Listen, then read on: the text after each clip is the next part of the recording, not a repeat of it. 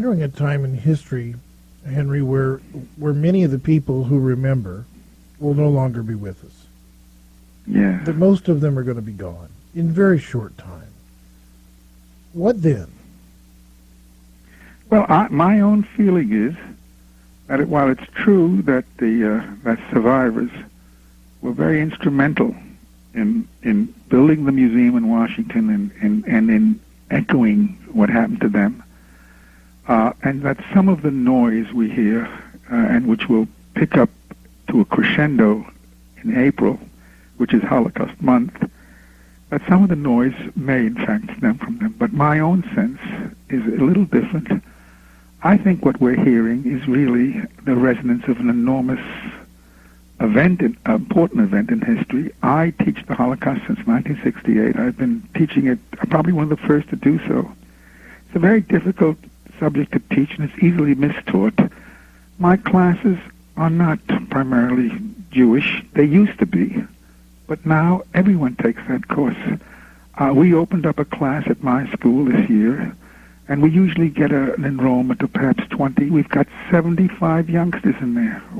And when I ask them why, it's not because it's in a certain good period. It's because they've seen Schindler's List, and because the Holocaust has entered into their consciousness. It really fits into our own paranoid dream that the world conspires against us. In a sense, they've all become European Jews. Life has become tough for them, even though in terms of material well-being, they're doing quite well. So I think that what we're seeing here is a kind of resonance. And those who argue that it is, in fact, the survivors who want to be remembered, of course they do. But I suggest that really it is not unseemly. I'm kind of surprised that people react so adversely to some of it, and perhaps there is a little bit too much noise. But when your neighbor's house is on fire, and you see it, you must make the warning. Roosevelt said you must lend them your garden hose. I say you must make a warning. The survivors have been to the abyss. They have seen how thin the veneer of civilization is. They are the ones who have witnessed it. They could be quiet. They could say, you did not do anything for us. We will not warn you. But in an age of massive affirmation, perhaps even innocence and hope, the very people that should be cynical and skeptical are the ones who are yelling, the world is on fire. The veneer is so thin. Be careful. This is what we have learned. And I think we should listen. And they do it even though some people condemn them for it. Yeah. I admire that. Hold it right there, Henry. Got to take the short break. We'll be back. Professor Henry Feingold, his book, Bearing Witness, How Americanist Jews Responded to the Holocaust. Great book. We'll tell you how to get it in just a minute. Don't go away.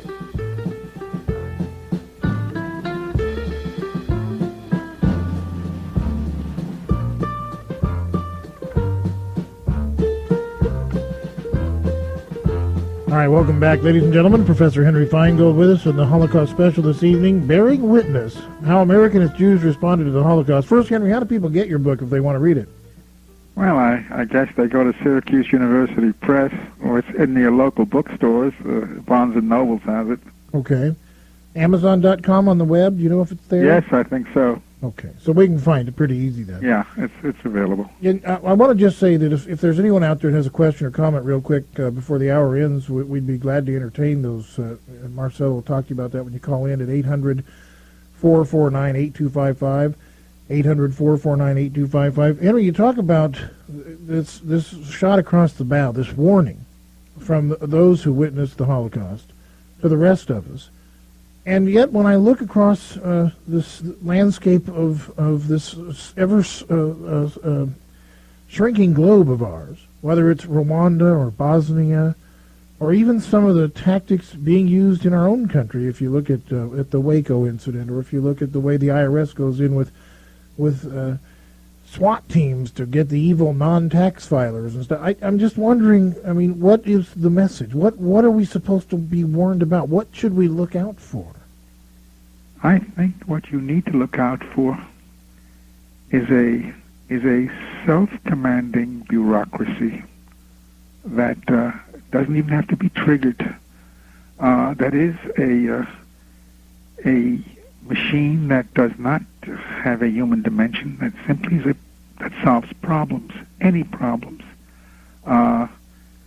And that's really what we saw, the facelessness, the depersonalization, all the things that we're afraid of. It wasn't only the Nazi bureaucracy that was guilty of murder during World War II. One reads through the American documents and realizes the euphemistic vocabulary. The Germans converted all victims into what they called pieces. We speak not of Jews in our documents. The Germans speak only of Jews. We speak of political refugees, a euphemistic vocabulary. In fact, the code word for the final solution, which was originally resettlement, was used much more in American documents and then picked up in German documents. The bureaucracies, the heartlessness was the same. The obtuseness, the lack, the inurement. These were not people. These were merely so many units that had to be processed. And I think that when you speak of the IRS and you speak of the machine that we face to process and to govern a massively large and numerous world, I always look for that do not bend, fold, or spindle kind of mentality. That makes us stand on line, that makes us faceless, and that makes us a problem. Something happens in that inurement. So that's, in fact, I think it's a terrific question. Where is the enemy? And I don't want to sound paranoid, and I know I'm not being conspired against, but it is somehow in that bureaucracy, that can be told, solve this problem, and ends up by killing people in large numbers. We've had that here too, of course, much less so than other worlds.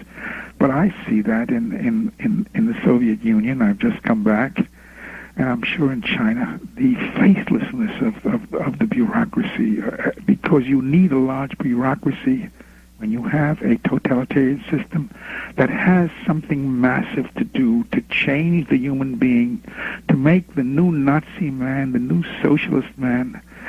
Do not let that human being alone. And that requires enormous changes to social engineer it. So whenever I see it, I wonder about it. I think that we in America here have probably gotten away, not entirely, of course, but it's much less so here than it is because of the nature of our people. They're just resisted automatically. They have that sense that I am a worthwhile person. And you have to go sometimes to the Soviet Union, even today, to see what happens when a heartless bureaucracy weighs so heavily on a people. It destroys every civil institution, the church, everything that could mediate between us and the power of government goes with such a bureaucracy. Well, that's my great. Yeah, but and the reason I bring this up because if the warning is received, if we hear the warning, and we react to what we're being told, then we will not have to deal with this ever again. In other words, the Holocaust will not only be remembered, but the lessons will be remembered for all time. So when I look at a public school system that separates children from their parents, that denounces the traditions of American history, that really becomes, without concern for people's religious beliefs, that takes parental rights and flushes them down the toilet, not that it's extreme, but that those beginning motions are there, that you see this ever-increasing effort to begin to take over the young people. Those are things that I look at and I say to myself, stop.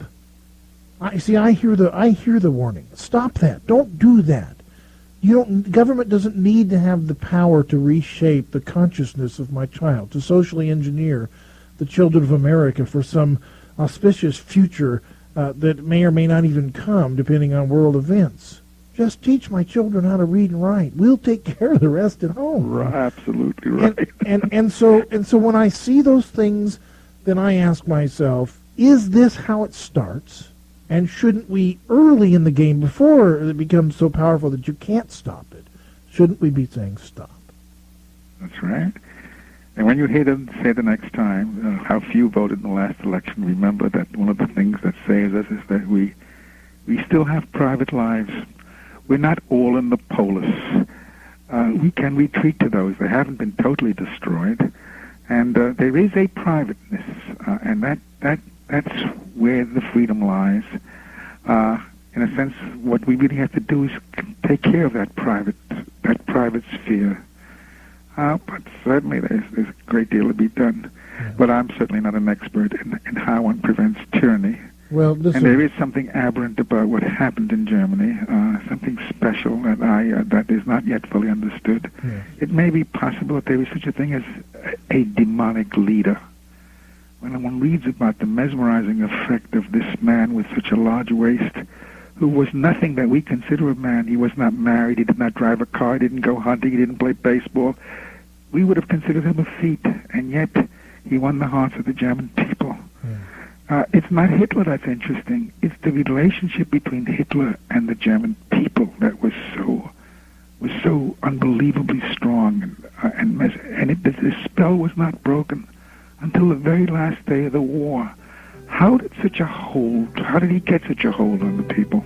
Wow. Well, questions will forever be asked about this. Professor Henry Feingold, his book Bearing Witness.